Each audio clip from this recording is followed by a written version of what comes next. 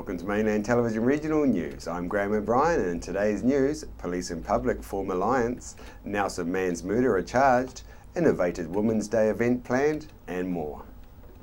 The public have proven to be a useful safety device, helping police across the Tasman district take action against 3 drivers as a result of information supplied by members of the public over the weekend. In one of the incidents, a driver in Marlborough was reported to have been driving erratically and crossing the centre line by several people. A following vehicle was able to record the driver's actions and help guide police to intercept the vehicle. The driver was then charged with dangerous driving. Information from the public also led the police to intercept a woman in her 30s in Stoke who was also driving erratically. When stopped, the woman recorded a breath alcohol level more than 6.5 times the legal limit. Last Sunday evening, a camper van was stopped near Coomera after police received information from other drivers that the vehicle had been crossing the centre line. Members of the public who witnessed the driving were also able to provide police with video footage of the incident, which was resulted in the driver receiving an infringement notice. Tasman District Prevention Manager Inspector Matt Arnold-Kelly said in each of these incidents the people who witnessed the dangerous driving did exactly the right thing. He said calling police immediately and getting evidence on their cell phones has enabled police to take positive action against these drivers. These are great examples of police and public working together to prevent injury and death on our roads. However, in other situations reported around the South Island, locals have taken the law into their own hands with 5 reported cases of keys being removed from foreign drivers' car ignitions. National Road Policing Manager Assistant Commissioner Dave Cliff said the legality of confiscating keys was dependent on the circumstances but could be used as a last resort. People should phone police on 555 instead of taking the law into their own hands. We asked people on the streets their thoughts on driving and parking behaviours. What is your opinion on the standard of driving and parking around Nelson? Bad. Yeah. Bad. I'll just leave it at that. Yeah. Driving's hilarious. Obviously I'm not from Nelson, so driving is a little bit tricky. There's a whole different set of rules in Nelson. Parking I think is pretty good. I'm a cyclist, so I don't drive much, so I don't have a problem. And if everyone rode bicycles, there'd be less of a problem. Oh, it's not too bad. You just got to remember to take your time. A lot of old people around this town, including myself. You've got to be careful. Plenty of retired people. They call Nelson Retirement City, don't they? Most of the time I feel safe. I think most drivers are very considerate. And now and again there's someone who's not. No, I don't think it's a very high level. I think generally most people are pretty good, but I can see a lot of frustrated drivers out there. On the topic of vehicles and driving behaviours, an English gentleman at the Race Unity Day approached me regarding our last week's story about foreign drivers. He then directed me to a car parked rather badly in a 30-minute zone. I asked the local shop owner if it was a 7-day-a-week, 30-minute rule and was informed that it was, and that the car in question had been there for an hour and a half. We can say for certain that this was not a foreign driver and that this person is one who should know our road and parking rules. Alright, we've just got Nick's car here in a 30-minute zone parked pretty badly, and we'll just ask this lady here, doesn't wish to be on camera, just what the time is so that it's all believable. Could you tell me the time please? The time is 11:47 a.m. Alright, there you go, thanks very much. Oh, sorry.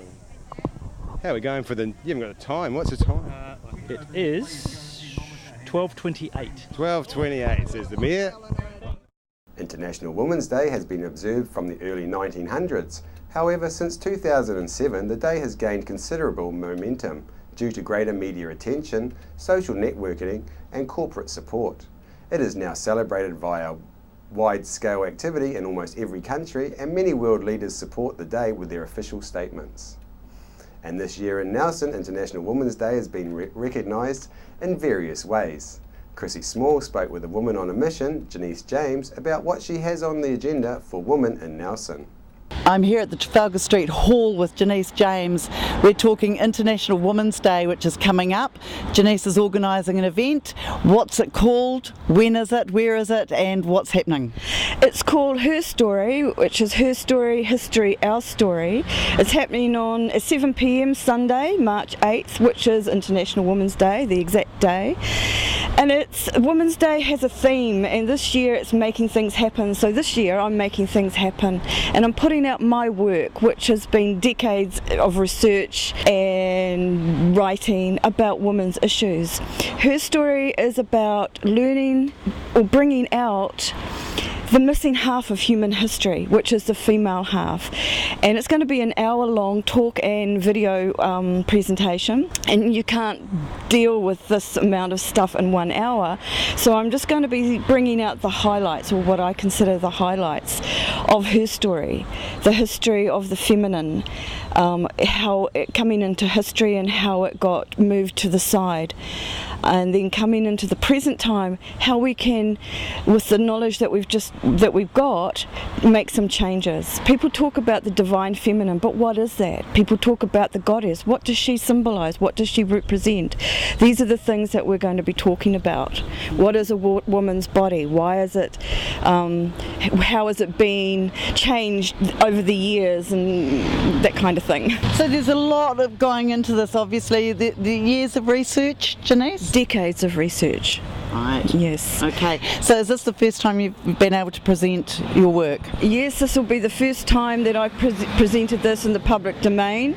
I am writing a book about it. The book isn't out yet, so people will get a little bit of an insight into what the book is going to be about. It's a vast book. It has a lot of interesting stuff that hasn't been heard before. And when will it be released? The book? When I write it. I haven't written it yet. It's in the process. I've got the cover. It's a book. Right. But when I get to it, yeah, right. Probably in the next 18 months. Tell us about when, where and what time. Well, it's 7 p.m. at the Trafalgar Street Hall in Trafalgar Street, just across the road from, or just across the river from the Info Centre, number 67 Trafalgar Street, at 7 p.m. Who can come? Well, it's an invite to all the mothers, the daughters, the grandmothers and the sisters, and any man who loves and supports and wants to know more about the divine feminine. Janice James, thank you very much for your time today, and good luck with your, I guess it's your first public performance. Yes, thank you very much, and I'd love to see you all there. Thank you. Great. Meanwhile, the Nelson Suburban Club's first female president in the 45-year history of the club, Lee Brommel, is asking local women to celebrate International Women's Day. The Nelson Suburban Club is hosting a charitable high tea on Saturday the 7th of March, with all proceeds donated to 3 local women's focused charitable organisations: the Nelson Regional Breast Cancer Trust, Nelson Women's Refuge and Nelson Women's Centre. Lee Brommel thinks it's really important that the club marks this International Day. When the club was founded, women could not enter on their own. Thankfully, things have come a long way since then, and women now make up a large percentage of their membership, and this event is all about women celebrating and supporting one another.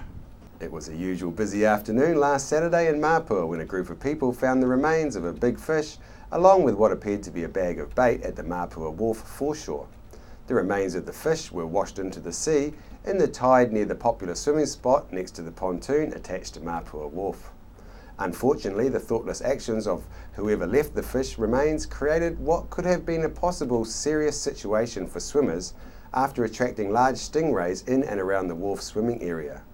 One visitor to the region who had been swimming nearby and took photos of the rays in the water told Mainland TV News that she will not ever swim there again. The food chain in the ocean is not one that humans wish to be a part of, so the fact that no signage exists to suggest that fish remains should not be dumped should not stop common sense from prevailing. Hopefully, this was just a one-off situation. As river levels continue to drop, Nelson City Council has been forced to impose water restrictions for those taking water directly from streams and wells in the following catchment areas: Wakapuaka River, Teal River, Oldham Creek, Todd Valley Stream, Hillwood Creek, Poor Man Valley Stream. As of Monday, residents are now required to stop taking water from these rivers and streams for non-essential purposes. Water may only be used for firefighting, drinking, watering stock and domestic washing.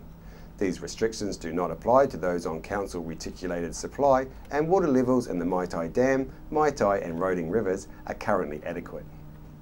Nelson man Philip Quayle, 27, was found dead on the footpath of Spence Street, only 100 metres from his place of residence, in the early hours of Thursday morning last week, after walking home after a night socialising with work colleagues. A 19-year-old Cairns man has now been charged with the murder of the New Zealander hospitality worker. He remains in custody and will appear in Cairns Magistrates Court on Monday morning. He was charged by detectives following his arrest last Friday. A second 20-year-old man has also been charged with accessory to the fact after murder and will appear in court on March 16th. Philip Quayle lived in Cairns with his father and brother. We leave you with a visiting busker from the street in Nelson. This week, Benji Embers from Dunedin. You're supposed to move every 30 minutes. How do you feel about that? I can understand why they have rules like that. It means that it keeps everyone moving around, which is kind of a good thing. And because busking is one of those things where you can't really police the quality. If one person is playing something that the shop holders don't like, then I think it's fair enough that there's a room to kind of like move over and just move to somewhere else for half an hour. Sometimes half an hour doesn't seem like quite long enough, that maybe it should be more like 45 minutes to an hour, but I understand the reasoning behind it and I don't really have a problem with it. Okay. Yeah. And where are you from? I'm from Dunedin originally.